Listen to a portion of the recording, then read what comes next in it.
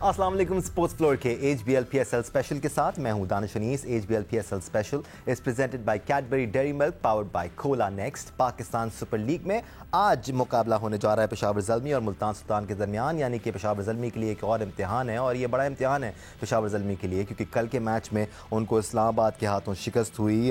Chase नहीं कर सके पॉजिटिवली कल पेशावर ज़ल्मी के बैटर्स और पहले खेलते हुए इस्लामाबाद यूनाइटेड ने 196 रन बनाए 4 विकेटों के नुकसान पे। Credit goes to Shadab Khan, blistering knock खेला कल उन्होंने, 51 गेंदों पर 80 रन बनाए। उनका भरपूर साथ दिया सलमान अली आगा ने 37 और आजम खान ने 29 रन के साथ। आजम खान का एक छोटा सा कैमियो था जो कि इफेक्टिव साबित हुआ इस्लामाबाद यूनाइटेड के लिए। Chasing score of 197 to be exact. Peshawar Zalmi के इब्तिदाई मराहिल में जो टॉप ऑर्डर था वो कोई इतना ज़्यादा जम के खेल नहीं पाया। And then came the brilliant Aamir Jamal और उन्होंने 87 रन की शानदार इनिंग्स खेली 49 गेंदों पर। काफ़ी सारे मौक़ों पर आमिर जमाल इस तरह इम्प्रेस करते हुए नज़र आए हैं। आज इस बारे में हम बात करेंगे, लेकिन आज इम्तिहान क्यों है पेशावर ज़ल्मी का, इस बारे में बात करने से पहले ज़रा स्टैंडिंग्स पर नज़र डाल लेते हैं। पेशावर ज़ल्मी इस वक्त चौथी पोजीशन पर है, आपको नज़र आएगा। 7 मैचेस खेले में पेशावर ज़ल्मी ने और उनके 7 पॉइंट्स ही हैं। जीते सिर्फ 3 हैं उन्होंने, 1 पॉइंट उनको बारिश की वजह से एक्स्ट्रा मिला था।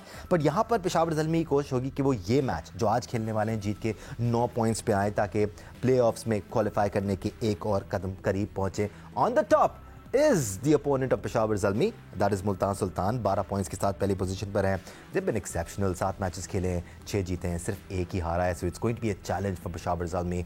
दे लुक गुड दो। आज एक्सपेरिमेंट के लिए हमारे साथ मौजूद हैं test cricketer Sikandar Bakht, test cricketer Abdul Razzaq ने हमें ज्वाइन किया हुआ है, senior sports journalist Abdul Majid Bhatti हमारे साथ मौजूद हैं, senior sports journalist program score के पर्सन सैयद याहिया हुसैनी हमारे साथ मौजूद है, और इंटरनेशनल क्रिकेटर कायनात इम्तियाज़ ने भी हमें ज्वाइन किया हुआ है। ये जो आज इम्तिहान होने वाला है पेशावर ज़ल्मी का, इस पर हम बात करेंगे, लेकिन उससे पहले आमिर जमाल से डिस्कशन का आगाज़ करते हैं। अब्दुल रज़ाक आपकी तरफ मैं आऊँगा। सही मानों में एसेट हैं आमिर जमाल, अगर इनको अच्छी तरह इस्तेमाल किया जाए और सही मौका दिया जाए। डेफिनेटली आपने अच्छी बात कही, सही मौका दिया जाए और सब क्रिकेट देख रहे हैं और जो हमें नजर आता है वही इस पर हम बात करते हैं, किसी के अगेंस्ट नहीं होते।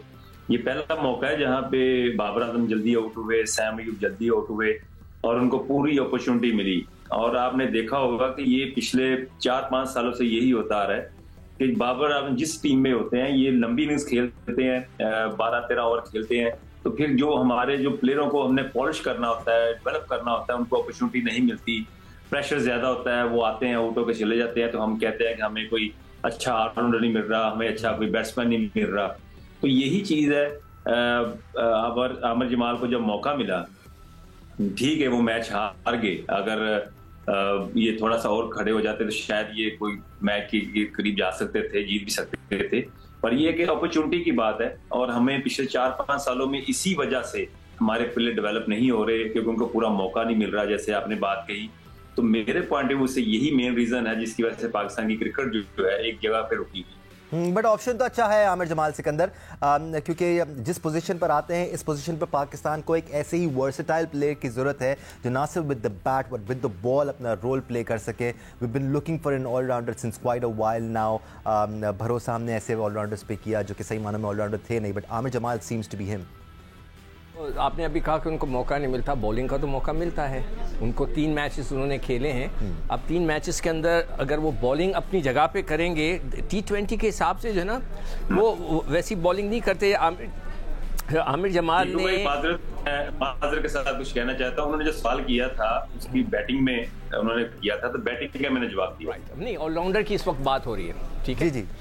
बॉलिंग में 3 मैच खेले, एक भी आउट नहीं किया उन्होंने, ठीक है। बॉलिंग में मैंने पहले भी कहा था, टेस्ट क्रिकेट में तो उन्होंने जिस तरह ऑस्ट्रेलिया में बॉल की, बिल्कुल फेयर इनफ अच्छी बॉल की, मगर वनडे की बॉलिंग की लेंथ अलग होती है, उसका स्टाइल अलग हो जाता है। जिस तरह बैटिंग के अंदर आप रिजवान को देखते हैं, बाबर, अभी जो इशू चल रहा है वो यही चल रहा है कि बाबर भी कल पिछले मैच में रिजवान ने 17 ओवर खेले और 50 रन किए।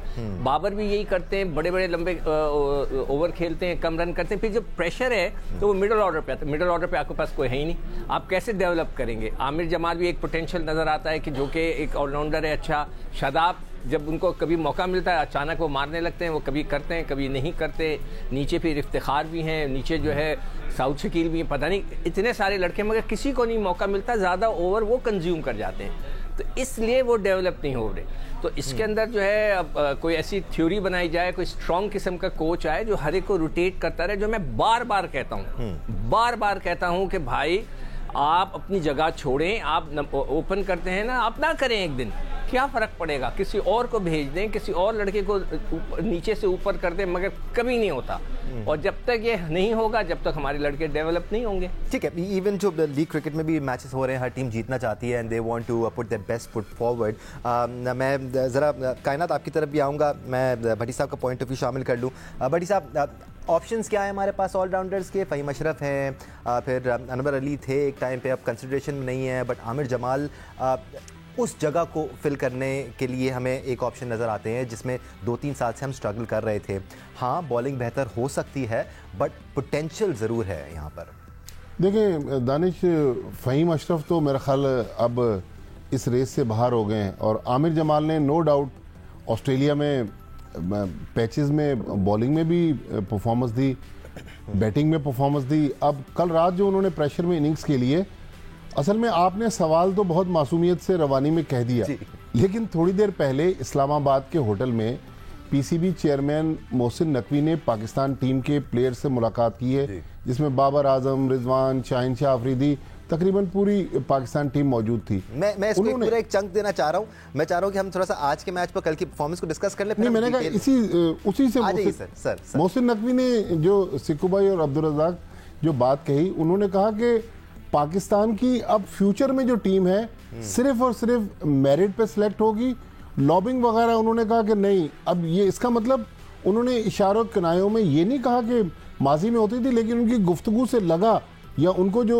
फीडबैक दिया गया कि माजी में इस किस्म की बातें होती थी। तो जब आप चंग करेंगे, अगर हमारी प्रोडक्शन टीम वो क्लिप सुना दे तो मेरे ख्याल उस पर डिस्कशन और आसान हो जाएगी। बिल्कुल, हम क्लिप्स भी चलाने की कोशिश करेंगे और काफ़ी सारी मज़ेदार बातें हुई हैं इस प्रेस कॉन्फ्रेंस में। कुछ कॉन्फिडेंस पे भी लेने की कोशिश की है, सेंट्रल कॉन्ट्रैक्ट्स की भी बात की है नए पीसीबी चेयरमैन ने, but we'll talk about that. Kainat, जहाँ तक बात आमिर जमाल की है और नीचे खेलने वाले प्लेयर्स को अपॉर्चुनिटी मिलने की है, जैसे ब्लेसिंग इन डिस्गाइज होती है ना, वैसे हमारे लिए कर्स इन डिस्गाइज है कि ऊपर से मोहम्मद रिजवान और बाबर आजम इतने रन लगा देते हैं और इतने उस स्टेज तक खेल जाते हैं कि मिडिल ऑर्डर और लो मिडिल ऑर्डर हमारा उस तरह टेस्ट नहीं होता। But still it's good to have an option like Aamir Jamal in your dugout, knowing that he can perform.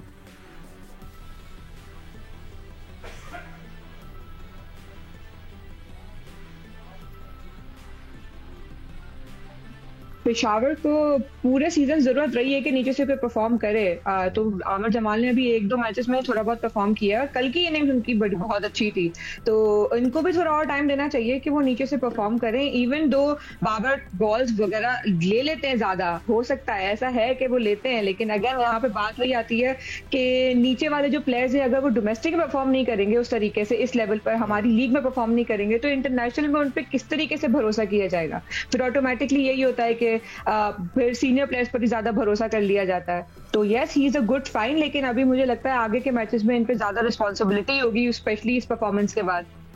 बिल्कुल, रिस्पॉन्सिबिलिटी आनी भी चाहिए आमिर जमाल पर, and he someone who takes the responsibility. आया ये जो दोनों इश्यूज़ की बात हो रही है, एक तरफ हम बात कर रहे हैं कि ऊपर के हमारे दोनों ओपनर्स जो हैं, हम नेशनल टीम कॉन्टेक्स्ट में बात करें, इवन पीएसएल में हमें ये नज़र आता है रिजवान अपनी टीम के लिए ऊपर से काफ़ी रन कर रहे हैं, बाबर अपनी टीम के लिए ऊपर से काफ़ी रन कर रहे हैं, लेकिन जब ये नहीं खेलते तो एक खला नज़र आता है इन दोनों टीमों में।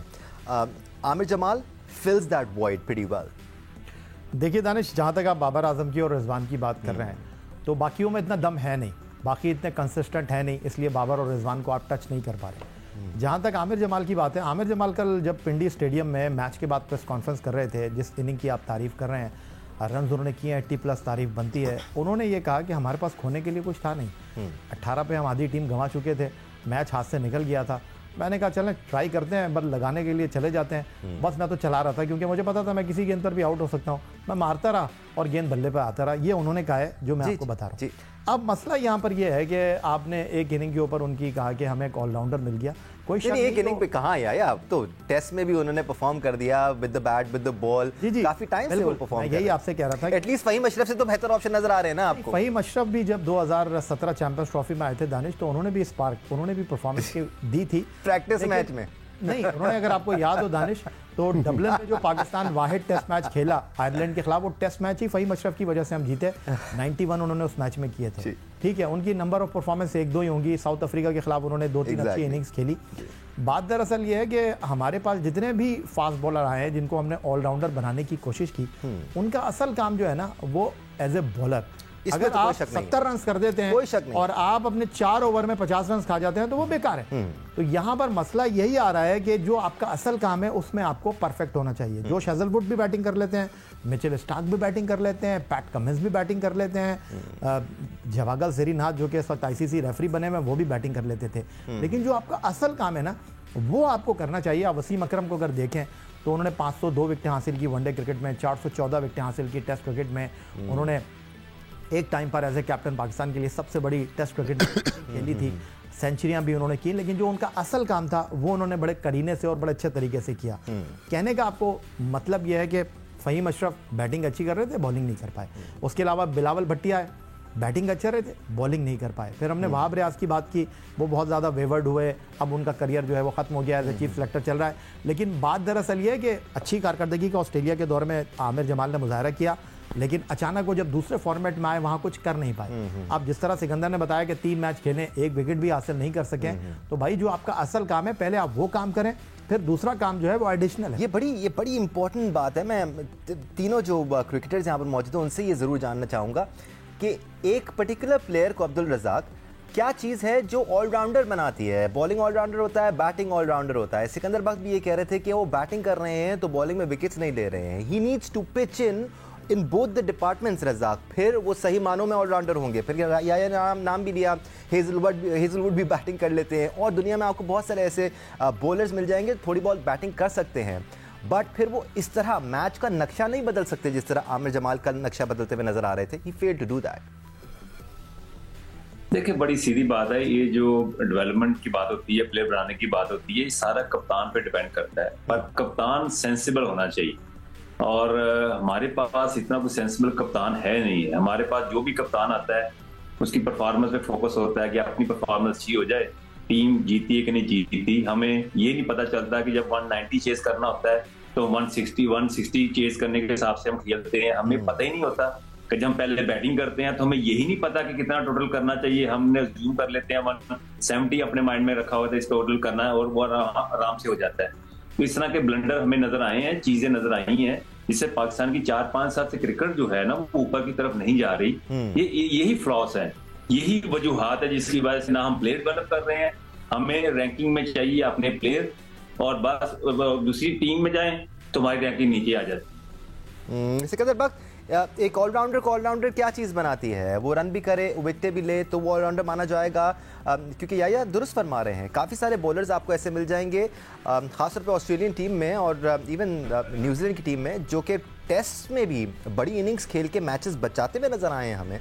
सो what differentiates an all rounder from a bowler? हमने तो पिछले 2-3 सालों में काफी सारे बॉलर्स को ऑलराउंडर बना दिया। ये देखो, नवाज एक और नाम था। नहीं देखिए, हमने जो पिछले दिनों जो लड़के आजमाए, मैं उनका नाम जल्दी जल्दी पढ़ देता हूँ। फ़हीम अशरफ फेल हो गए बिल्कुल, नवाज, आजम, सलमान, मोहम्मद हारिस, पता नहीं वो किस मर्ज की दवाएं, वो सीधा तो खेलते ही नहीं, खुर्शीद, आसिफ अली, इफ्तिखार, इमाद, सरफराज, हुसैन तलत, ये सारे वो लड़के हैं जो कि मिडिल ऑर्डर में, you know, after lower middle order में वो ये होते हैं। कोई नहीं जम सका।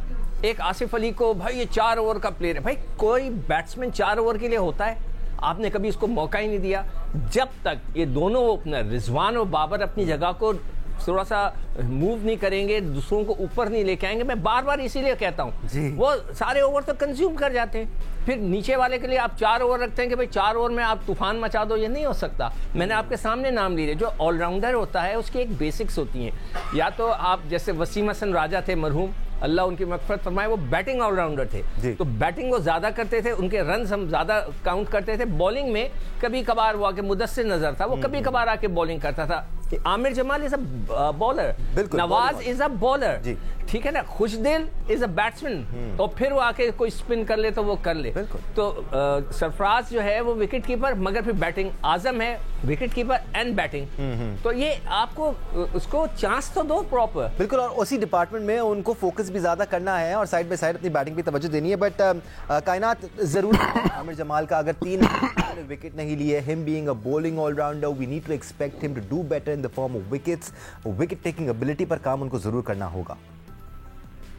ऐसा ही है, और उसके अलावा अगर विकेट्स नहीं भी ले सक रहे तो इतने इकोनॉमिकल हो जाए कि उन्हें उधर विकेट्स को वो नहीं भी लें तो वो कहाँ पे कंपनसेट हो जाए, या तो फिर वो 4 ओवर में 20 रन, 4 ओवर में 20 रन दे रहे हो। अगर आप 35-40 रन हर ओवर में हर मैच में दे रहे हैं और उसके बाद आप विकेट भी नहीं ले रहे, तो ऑफ कोर्स ये टीम का नुकसान है। और आप अपनी सिर्फ बैटिंग पे एज अ बॉलिंग ऑलराउंडर आप अपनी बैटिंग पे सिर्फ रिलाई नहीं कर सकते कि मैं बैटिंग कर भी टीम का पार्ट रहूंगा, क्योंकि आपका जो मेन काम है, आपका फोकस पहले उसी पर ही है। Batting is an edge only for him, कि अगर वो अच्छा कर लेते हैं ऑफ कोर्स वो एज पे आ जाएंगे कि सिलेक्शन में उनकी आसानी रहेगी। और लेकिन when it comes to bowling all rounder, he has to bowl, and वहां पे विकेट्स लेना जरूरी है, क्योंकि इस तक उनकी टीम को नीड भी इसी चीज की है कि सामने से विकेट्स लें, सो दैट दोनों एंड से जब आउट होना स्टार्ट होंगे ऑटोमेटिकली टीम टॉप पर आ जाएगी। और इसका क्लियर एग्जांपल हमारे पास शादाब खान की सूरत में है, जो कि बॉलिंग ऑलराउंडर हैं लेकिन रन ज्यादा करते हैं, विकेटें नहीं ले पाते हैं। पाकिस्तान टीम अफेक्ट हो रही है इससे। So we need, if you have a bowling all rounder, we need to take wickets. हम जल्दी से एक ब्रेक लेते हैं, ब्रेक से वापस आएंगे तो हम बात करेंगे नए पीसीबी चेयरमैन की जो टीम के साथ मीटिंग हुई है उसके बारे में, और भट्टी साहब और याहिया से डिस्कशन का आगाज करेंगे, because it's their forte. We'll take a break है। आप देख रहे हैं HBL PSL special presented by Cadbury Dairy Milk, powered by Cola Next. हमारे साथ रहिए। Welcome back once again to sports floor HBL PSL special. Programme में discussion जारी है, लेकिन इससे पहले कि हम मजीद डिस्कशन की तरफ जाएं, हम अब से कुछ देर पहले पाकिस्तान क्रिकेट बोर्ड के नए चेयरमैन मोहसिन नकवी साहब ने टीम के प्लेयर्स के साथ मुलाकात की है। उनकी पहली ऑफिशियल मुलाकात थी। क्या क्या बातें हुई सुनाते हैं, आपको फिर डिस्कस करेंगे। देखिए, मोहसिन नकवी साहब पहली मरतबा चेयरमैन क्रिकेट बोर्ड बने, एक बड़े मंझे हुए साफ़ी हैं, तोल कर बात करते हैं, और जिस तरह एक वज़ीर आला पंजाब की हैसियत से इन्होंने काम किया, लोग इनको एक बड़ा अच्छा एडमिनिस्ट्रेटर मानते हैं। लेकिन इनकी गुफ्तगू सुन के एक बात पर तो मैं और भट्टी साहब जो है वो सिर्फ आपको इतना ही कह सकते हैं कि जब हम बात करते थे ग्रुपिंग की, जब हम बात करते थे लॉबिंग की, तो कहते थे यार ये क्या एजेंडा आप टो कर रहे हैं, आप तो चेयरमैन क्रिकेट बोर्ड कह रहे हैं, जिनको जुम्मा 8 दिन नहीं हुए क्रिकेट बोर्ड को टेक ओवर किए हुए, कि भाई कोई किसी लॉबी का नहीं आएगा, कोई किसी का बंदा नहीं आएगा। तो इसका मतलब जो हो रहा था पहले वो आपके सामने था। ज़बान ज़दे आम जो गुफ्तगू थी वो ऐसे हवा में नहीं हो रही थी। अब चेयरमैन क्रिकेट बोर्ड ने उसके ऊपर जो है अपनी बात की मोहर जो है वो बैठा दी है। ऑन द अदर साइड जहाँ तक बात है, बेस्ट विशेज़ है मेरी सैयद मोहसिन रज़ा नकवी साहब के लिए। ठीक, कम उम्र तरीन चेयरमैन क्रिकेट बोर्ड है, कि देखें किस तरह काम करते हैं। टाइम थोड़ा सा हमारे पास कम है, भट्टी साहब आपकी राय पे मैं दीगर एक्सपर्ट से भी थोड़ी राय ले लूँगा इस बारे में। दानिश, बिल्कुल मेरी भी तकरीबन यही राय है कि हम अपने बहुत सारे प्रोग्राम्स में कहते रहे कि फलां दोस्त को सिलेक्ट किया जा रहा है, फलां को मेरिट पे आना चाहिए। बड़ी साहब कोई नई बात तो नहीं है ना, लेकिन हमारे तो आज देखें, आज अगर चेयरमैन क्रिकेट बोर्ड वो बात कह रहे हैं और वो वार्न कर रहे हैं कि अब आइंदा ये बात नहीं होगी, तो इसका मतलब माजी की जो तारीख थी वो तो अब रकम हो गई। लिहाजा वो चाह रहे हैं कि अब एक नई जर्नी शुरू करें और वो मेरिट और सिफारिश से पाक हो। ग्रुपिंग के अलावा अब जैसे कोई पैसों की बात उन्होंने कर दी कि दुख होता है अगर आप पैसों को तरजीह देते हैं, पाकिस्तान से खेलने को तरजीह नहीं देते। ये भी अहम बात है, ये लीग की तरफ इशारा है गालिबन। नहीं, देखें, इशारा भी है और हारिस रूफ की तरफ भी इशारा है, मगर मैं तो क्रिकेट बोर्ड से उनसे नकवी साहब से एक ही चीज़ कहूँगा कि सर, सख्ती करना है ना तो एक एग्जाम्पल्स बनाएं। हम अपने उन लड़कों को जिन्होंने जेलें काटी, पाकिस्तान को बेचा, क्रिकेट को बेचा, जेल काट ली, उनको हम कॉन्ट्रैक्ट्स देते रहें, हम उनको बुला कर उनके हाथ पैर जोड़ लें। तो अगर ये होता रहा, अगर किसी ने खेलने से मना किया ना, उसको एक निशान इबरत बनाएं, ना दें उसको सेंट्रल कॉन्ट्रैक्ट। वाई, क्यों दे रहे हैं आप? जब वो आदमी ने मना किया उसको 6 महीने ना दें सजा के तौर पे, ताकि थोड़ा सा लोगों को सब्र आ जाए। एक चीज मैं कहना चाहता हूँ, अगर आप सर टाइम खत्म हो रहा है, जल्दी से कह दें। मैं सिर्फ लड़कों से एक रिक्वेस्ट करना चाहता हूँ, मैं सबसे पूछना चाहता हूँ कि यार जब बल्ले में और ग्लव्स पे गेंद लग जाती है तो रिव्यू लेने का मतलब कोई तुक बताएं, ईमानदारी से वापस क्यों नहीं चले जाते? हमारे दौर में तो ऐसा ही होता था। ये मॉडर्न डे क्रिकेट है कि ग्लव्स पे लग जाए फिर भी आप रिव्यू का इंतजार कर रहे होते हैं। क्या बैट्समैनों को पता नहीं लगता? रज़ाक से पूछें, कायनात बैठी है उससे पूछें कि बल्ले पे लगता है। सर, मोहसिन नकवी की मुलाकात के बारे में पहले मैं राय ले लूँ, ये इस बारे में हम आगे चल के बात करते रहेंगे। ठीक है, अनफॉर्चुनेटली टाइम यहाँ पर हमारा खत्म हो गया है। I wish I could talk to Abdul Razzaq in Kainat about this meetup, but और बहुत सारे शोज़ हैं, बहुत टाइम मिलेगा हमें। इन बातों को डिस्कस करने के लिए आगे भी ये डिस्कशंस और बातचीत होती रहेगी। आज के लिए स्पोर्ट्स फ्लोर के HBL PSL से इतना ही। सिकंदर पाक, अब्दुल रज़ाक, सैयद याहिर हुसैनी, कायनात इम्तियाज़ और one and only Abdul Majid Bhatti को इजाज़त दीजिए। अपना ख्याल रखिए। Thank you so much for joining us. अल्लाह हाफ़िज़।